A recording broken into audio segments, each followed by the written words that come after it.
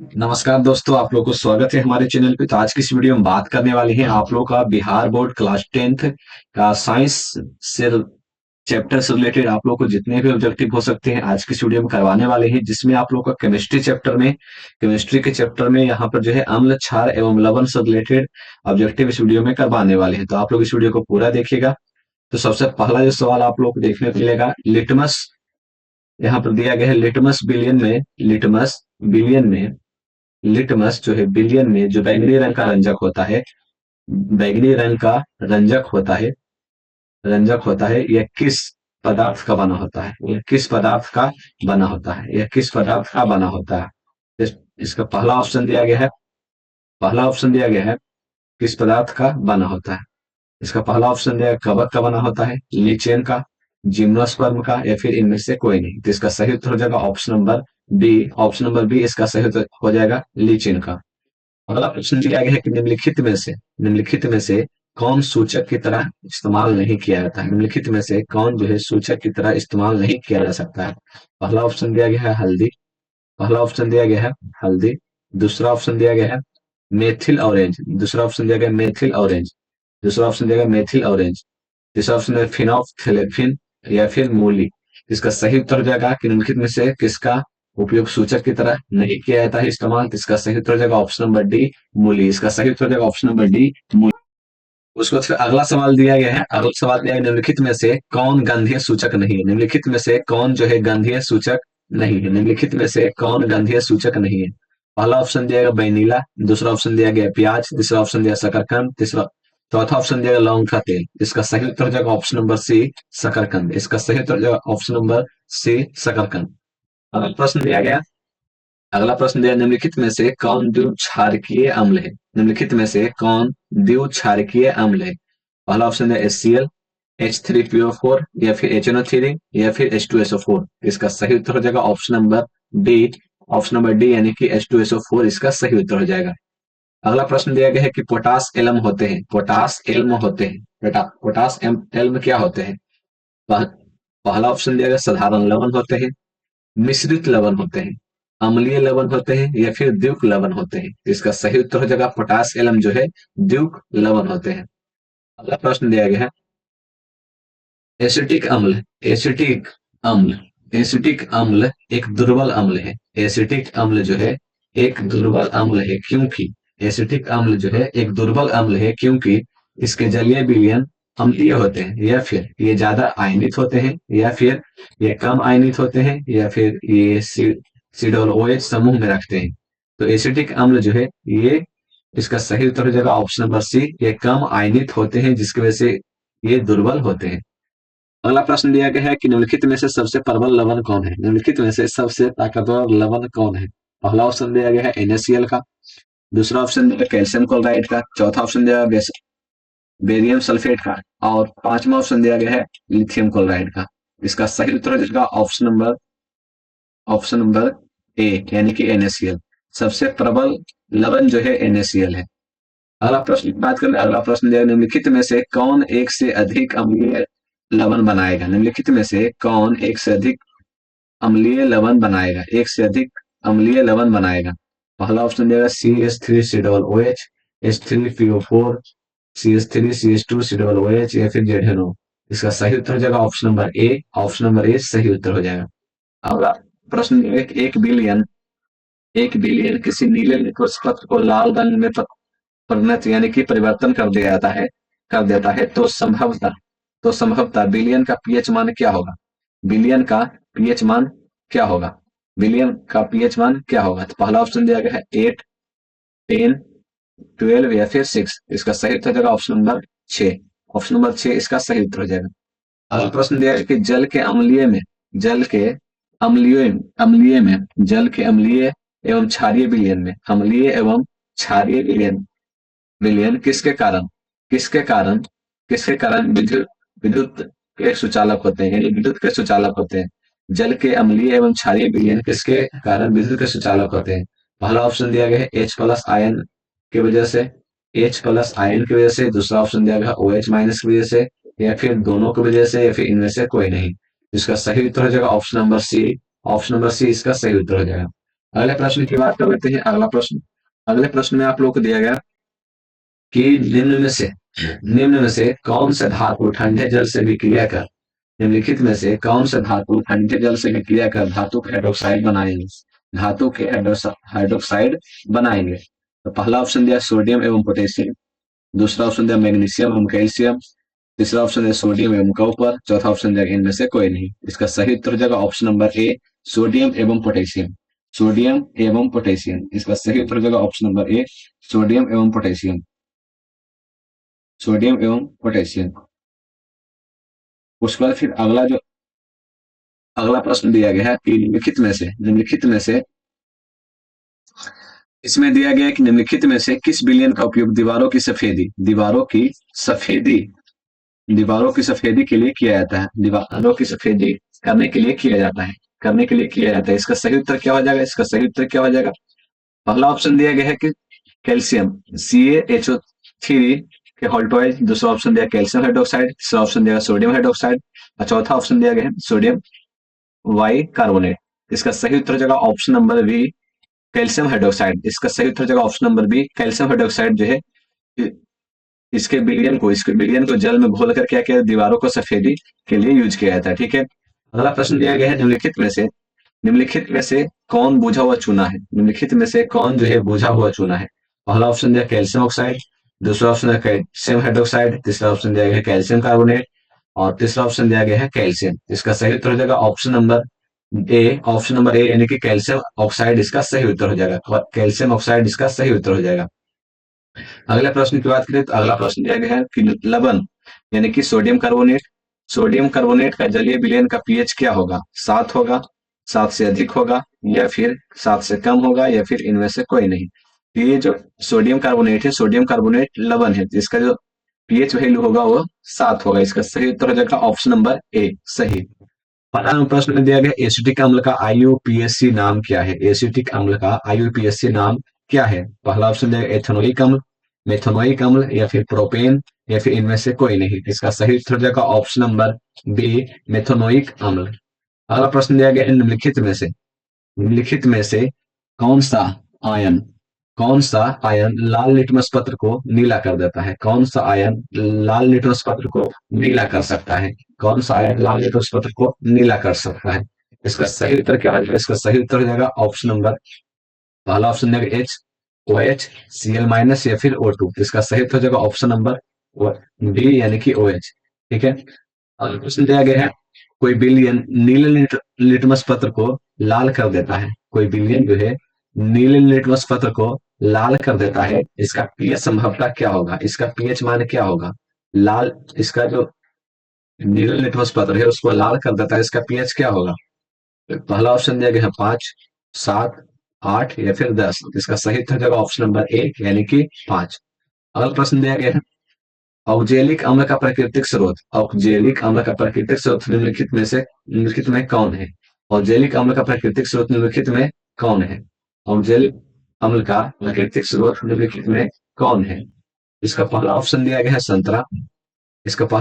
संतरा, दूसरा ऑप्शन दिया गया है टमाटर, तीसरा ऑप्शन दिया गया सिरका, चौथा ऑप्शन दिया गया इमली। इसका सही उत्तर हो जाएगा ऑप्शन नंबर बी यानी कि टमाटर। अगला प्रश्न दिया गया है कि अगला प्रश्न आप लोग को दिया गया है कि प्लास्टर प्लास्टर ऑफ पेरिस का रासायनिक सूत्र क्या है? प्लास्टर ऑफ पेरिस का रासायनिक सूत्र क्या है? पहला ऑप्शन है calcium sulphate into 2H2O, calcium sulphate half H2O, sodium carbonate 10H2O, इनमें से कोई नहीं। इसका सही उत्तर हो जाएगा ऑप्शन नंबर बी यानी कि calcium sulphate into half H2O। अगला प्रश्न दिया गया 20 नंबर में कि लिटमस बिलियन जब ना तो अम्लीय होता है, और ना ही क्षारीय होता है, तो वह किस रंग का होता है? पहला ऑप्शन दिया गया है लाल, दूसरा ऑप्शन दिया गया है नीला, तीसरा ऑप्शन दिया बैगनी या फिर काला। इसका सही उत्तर है ऑप्शन नंबर सी, बैगनी। अगला प्रश्न दिया है कि किसी भी उदासीन विलयन का पीएच क्या होगा? किसी भी उदासीन विलयन का जो पीएच है वो क्या होगा? पहला ऑप्शन देगा 5, 7, 14 या फिर 10। इसका सही उत्तर हो जाएगा ऑप्शन नंबर बी यानी कि 7। 7 इसका सही उत्तर हो जाएगा। अगले प्रश्न की बात करें, अगला प्रश्न दिया गया है कि निम्नलिखित में से कौन लवण है? HCl, NaOH, K2SO4 या फिर NH4OH। तो इसका सही उत्तर होगा option number C. Option number C यानी कि K2SO4 जो है लवण है। प्रश्न दिया गया है कि किसी लाल तप्त आयरन पर जलवाष्प प्रवाहित करने किसी लाल तप्त आयरन पे जलवाष्प किसी लाल तप्त आयरन पे जलवाष्प प्रवाहित करने पर कौन सा यौगिक प्राप्त होता है? कौन सा यौगिक प्राप्त होता है? कौन सा यौगिक प्राप्त होता है? पहला ऑप्शन दिया गया है पहला ऑप्शन दिया गया है FeO, Fe2O3 या फिर Fe3O4 या फिर FeS। इसका सही उत्तर हो जाएगा ऑप्शन नंबर सी यानी कि Fe2O3। अगला प्रश्न दिया गया है कि हमारे शरीर में पीएच कितने परास के बीच कार्य करता है? हमारे शरीर में पीएच जो है कितने परास के बीच में कार्य करता है? पहला दिया 6.0 से लेकर 6.8 के बीच में, 7.0 से लेकर 7.8 के बीच में, 2.1 से लेकर 3.8 के बीच में, या फिर 5.1 से लेकर 5.8 के बीच में। इसका सही उत्तर हो जाएगा ऑप्शन नंबर बी, 7.0 से लेकर 7.8 के बीच में। अगला प्रश्न दिया गया कि बेकिंग सोडा का अनुसूत्र क्या है? बेकिंग सोडा जो खाने वाला सोडा होता है उसका सूत्र क्या है? पहला ऑप्शन है sodium carbonate, calcium carbonate, sodium bicarbonate या फिर NaNO3। इसका सही उत्तर हो जाएगा option number C, sodium bicarbonate. अगला प्रश्न है निम्नलिखित में से निम्नलिखित में कौन विजातीय यौगिक है? निम्नलिखित में कौन विजातीय यौगिक है? चूना पत्थर, खड़िया, संगमरमर, प्लास्टर ऑफ पेरिस। इसका सही उत्तर हो जाएगा option number D, plaster of Paris जो है विजातीय यौगिक है। इसके बाद फिर अगला प्रश्न दिया गया है 22 नंबर में, निम्नलिखित में सेहत का कौन सा मान क्षारक सेहत का कौन सा मान क्षारक विलयन का मान देता है? सेहत का कौन सा मान क्षारक विलयन का मान देता है? पहला ऑप्शन दिया गया है 2, दूसरा ऑप्शन दिया गया 7, तीसरा ऑप्शन दिया गया 6 या फिर चौथा ऑप्शन दिया गया 13। इसका सही उत्तर हो जाएगा ऑप्शन नंबर डी यानी कि 13। अगले प्रश्न की बात करें, दिया गया है निम्नलिखित अम्लों में कौन प्रबल अम्ल है?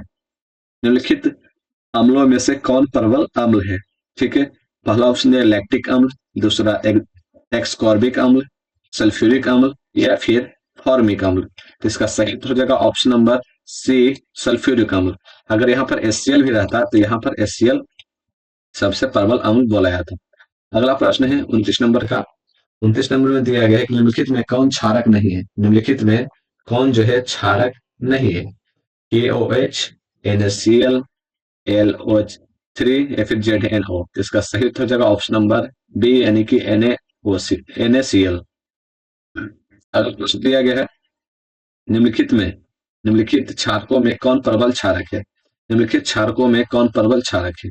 पहला ऑप्शन दिया गया है ammonia hydroxide, sodium hydroxide, magnesium hydroxide या फिर कॉपर हाइड्रोक्साइड। इसका सही उत्तर हो जाएगा ऑप्शन नंबर बी यानी कि सोडियम हाइड्रोक्साइड। अगला प्रश्न दिया गया है कि कुछ ऐसे पदार्थ होते हैं जिनकी गंध अम्लीय और क्षारीय जिसकी गंध अम्लीय और क्षारीय माध्यम में बदल जाती है। अम्लीय और क्षारीय माध्यम में बदल जाती है, तो इन्हें क्या कहते हैं? इन्हें क्या कहते हैं? रंगीय सूचक, गंधीय सूचक या फिर उदासीन या फिर इनमें से कोई नहीं। इसका सही उत्तर हो जाएगा गंधीय सूचक, ऑप्शन नंबर बी। उसके बाद फिर आप लोग को 32 नंबर सवाल में दिया कि सभी धातु कार्बोनेट एवं हाइड्रोजन कार्बोनेट अम्ल के साथ सभी धातु कार्बोनेट यानी CO3 और यहाँ पे हाइड्रोजन यानी कि H2CO3 अम्ल के साथ अभिक्रिया करके बनाते हैं। क्या बनाते हैं ये आप लोग पूछा गया। पहला ऑप्शन दिया संगत लवण, कार्बन डाइऑक्साइड, जल या फिर इनमें से सभी। इसका सही उत्तर हो जाएगा ऑप्शन नंबर डी, इनमें से सभी। अगला प्रश्न दिया गया है सभी अम्लों में पाया जाता है ऑक्सीजन पाया जाता है, हाइड्रोजन पाया जाता है, कैल्शियम पाया जाता है, नाइट्रोजन पाया जाता है। इसका सही उत्तर हो जाएगा ऑप्शन नंबर बी, हाइड्रोजन पाया जाता है। सभी अम्लों में हाइड्रोजन पाया जाता है। अगला प्रश्न की बात करें, दिया गया हाइड्रोजन युक्त सभी यौगिक होते हैं। हाइड्रोजन युक्त सभी यौगिक होते हैं, अम्लीय होते हैं, क्षारीय होते हैं, दोनों होते हैं या फिर इनमें से कोई नहीं। इसका सही उत्तर हो जाएगा कि जो हाइड्रोजन युक्त होते हैं वो अम्लीय होते हैं। अगले प्रश्न की बात करें। अगला प्रश्न दिया गया है कि जल में घुलनशील क्षारक के बारे में क्या सत्य है। जल में घुलनशील क्षारक के बारे में क्या सत्य है। इन्हें क्षार कहते हैं। इन्हें क्षार कहते हैं। इसे स्वाद कड़वा होता है। तीसरा ऑप्शन है प्रकृति संक्षारक होती है, इनमें से सभी। तो इसका सही उत्तर हो जाएगा ऑप्शन नंबर डी, इनमें से सभी। यहाँ पर अगला प्रश्न दिया गया पीएच में पी का सूचक है। पीएच में पी का सूचक है उषांश, पावर, दोनों या फिर इनमें से कोई नहीं। तो इसका सही उत्तर हो जाएगा ऑप्शन नंबर ए, उषांश। इसका सही उत्तर हो जाएगा ऑप्शन नंबर ए, उषांश। अगले प्रश्न की बात करें तो अगला प्रश्न दिया गया एसिटिक अम्ल का प्राकृतिक स्रोत। एसिटिक अम्ल का प्राकृतिक स्रोत निम्नलिखित में से कौन है। निम्नलिखित में से कौन है। पहला ऑप्शन दिया गया है संतरा है, सिरका है, इमली है और टमाटर है। इसका सही उत्तर हो जाएगा ऑप्शन नंबर बी यानी कि सिरका है। इसका सही उत्तर हो जाएगा ऑप्शन नंबर बी यानी कि सिरका है। अगला प्रश्न दिया गया है कि साइट्रिक अम्ल का प्राकृतिक स्रोत क्या है। साइट्रिक अम्ल का प्राकृतिक स्रोत क्या है। इमली है, टमाटर है, संतरा है, नींबू है या फिर दही है। तो इसका सही उत्तर हो जाएगा ऑप्शन नंबर सी, संतरा और नींबू है। अगला प्रश्न दिया गया 39 नंबर पे। 39 नंबर में दिया गया है कि टार्टेरिक अम्ल इनमें से किसमें पाया जाता है। टार्टेरिक अम्ल इसमें से किसमें पाया जाता है। टमाटर में, इमली में, दही में या फिर सिरका में। तो इसका सही उत्तर हो जाएगा ऑप्शन नंबर बी यानी कि इमली में। इमली में पाया जाता है। अगले प्रश्न की बात करें। अगला प्रश्न दिया गया है लैक्टिक अम्ल का प्राकृतिक स्रोत है। लैक्टिक अम्ल का जो प्राकृतिक स्रोत है वो क्या है। पहला ऑप्शन दिया गया दही, दूसरा ऑप्शन दिया गया इमली, तीसरा ऑप्शन दिया सिरका या फिर टमाटर। तो इसका सही उत्तर हो जाएगा ऑप्शन नंबर ए यानी कि दही। अगले प्रश्न की बात करें तो अगला प्रश्न दिया गया कि चींटी के डंक और नेटल के डंक में कौन सा अम्ल पाया जाता है। चींटी के डंक और यहाँ पे नेटल के डंक में कौन सा अम्ल पाया जाता है। पहला ऑप्शन दिया गया सिट्रिक अम्ल, दूसरा ऑप्शन दिया लैटिक लैटिक अम्ल, तीसरा ऑप्शन दिया एसिटिक अम्ल और चौथा ऑप्शन दिया मेथनोइक अम्ल। इसका सही उत्तर हो जाएगा ऑप्शन नंबर डी, मेथनोइक अम्ल। अगले प्रश्न की बात करें दांतों का क्षय कब प्रारंभ होता है। दांतों का जो क्षय है वो कब कब प्रारंभ होता है यानी कि टूटना।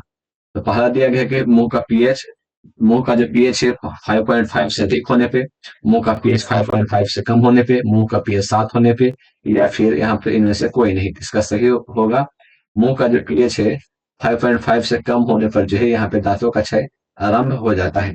अगले प्रश्न की बात करें। अगला प्रश्न है कि हमारे पेट या उदर से कौन सा अम्ल उत्पन्न होता है। हमारे पेट और उदर से कौन सा अम्ल उत्पन्न होता है। पहला ऑप्शन दिया गया ऑक्जेलिक अम्ल, दूसरा ऑप्शन दिया साइट्रिक अम्ल, तीसरा ऑप्शन दिया हाइड्रोक्लोरिक अम्ल या फिर टार्टेरिक अम्ल। इसका सही उत्तर हो जाएगा ऑप्शन नंबर सी, हाइड्रोक्लोरिक अम्ल। अगले प्रश्न की बात करें तो अगला प्रश्न है हाइड्रोक्लोरिक अम्ल यानी कि HCl। हाइड्रोक्लोरिक अम्ल यानी कि HCl जो है सोडियम हाइड्रोक्साइड यानी कि NaOH, NaOH, NaOH, ठीक है, NaOH। तो बोला गया है कि हाइड्रोक्लोरिक अम्ल और सोडियम हाइड्रोक्साइड दोनों मिलकर विलयन की अभिक्रिया से उत्पन्न लवण को क्या कहते हैं। इन दोनों की अभिक्रिया से उत्पन्न लवण को क्या कहा जाता है। इसका सही उत्तर हो जाएगा ऑप्शन नंबर बी यानी कि sodium hydroxide, sorry sodium chloride इसका सही उत्तर हो जाएगा। अगले प्रश्न की बात करें तो अगला प्रश्न दिया गया धोने का सोडा का रासायनिक सूत्र है। धोने का सोडे का रासायनिक सूत्र क्या है। Sodium carbonate 10H2O, ten sodium carbonate H2O और सोडियम कार्बोनेट 10H2O। फिर आप लोग को दिया गया सोडियम सोडियम CO4 10H2O। इसका सही उत्तर हो जाएगा ऑप्शन नंबर ए यानी कि सोडियम कार्बोनेट इंटू 10H2O। अगला प्रश्न दिया गया है कि बेकिंग सोडा का रासायनिक नाम क्या है। बेकिंग सोडा का रासायनिक नाम क्या है। पहला ऑप्शन दिया सोडियम कार्बोनेट, दूसरा ऑप्शन दिया सोडियम हाइड्रोजन कार्बोनेट या फिर कैल्शियम कार्बोनेट या फिर कैल्शियम हाइड्रोजन कार्बोनेट। इसका सही उत्तर हो जाएगा option number B, sodium hydrogen carbonate. Sodium hydrogen carbonate. प्रश्न दिया गया है कि बेकिंग सोडा का रासायनिक सूत्र क्या है। बेकिंग सोडा बेकिंग सोडा जो है उसका रासायनिक सूत्र क्या है। बेकिंग सोडा यानी कि खाने वाला सोडा का रासायनिक सूत्र क्या है। तो पहला ऑप्शन दिया गया Na2CO3, NH4Cl या फिर NaHCO3। तो इसका सही उत्तर है ऑप्शन नंबर सी, NaHCO3। अगले प्रश्न की बात करें तो अगला प्रश्न दिया गया है कि जल की अस्थायी कठोरता को हटाने के लिए किसका उपयोग किया जाता है। बेकिंग सोडा का, धोने वाला सोडा का, विरेंजक चूर्ण का, इनमें से कोई नहीं। इसका सही उत्तर हो जाएगा ऑप्शन नंबर बी यानी कि धोने वाला सोडा का यूज किया जाता है। अगले प्रश्न की बात करें तो अगला प्रश्न दिया गया है सोडा अम्ल, सोडा और अम्ल अग्निशामक में किसका उपयोग किया जाता है? Sodium carbonate, calcium carbonate, sodium hydrogen carbonate, sodium hydrogen carbonate या फिर कैल्शियम बाइकार्बोनेट। इसका सही उत्तर हो जाएगा option number C, sodium hydrogen carbonate. Sodium hydrogen carbonate. अगले प्रश्न की बात करें तो सल्फेट अर्धहाइड्रोरेट, सल्फेट और अर्धहाइड्रोरेट हेमेटाइट का अन्य नाम है, जिसका सही उत्तर हो जाएगा ऑप्शन नंबर बी यानी कि प्लास्टर ऑफ पेरिस। अगले प्रश्न की बात करें तो अगला प्रश्न दिया गया है, यहाँ पर जो है इस चैप्टर से रिलेटेड इतने ही ऑब्जेक्टिव प्रश्न हो सकते थे जो आप लोगों को बोर्ड एग्जामिनेशन में इंपॉर्टेंट है। आप लोग इसको पूरा जरूर देख लीजिएगा। धन्यवाद।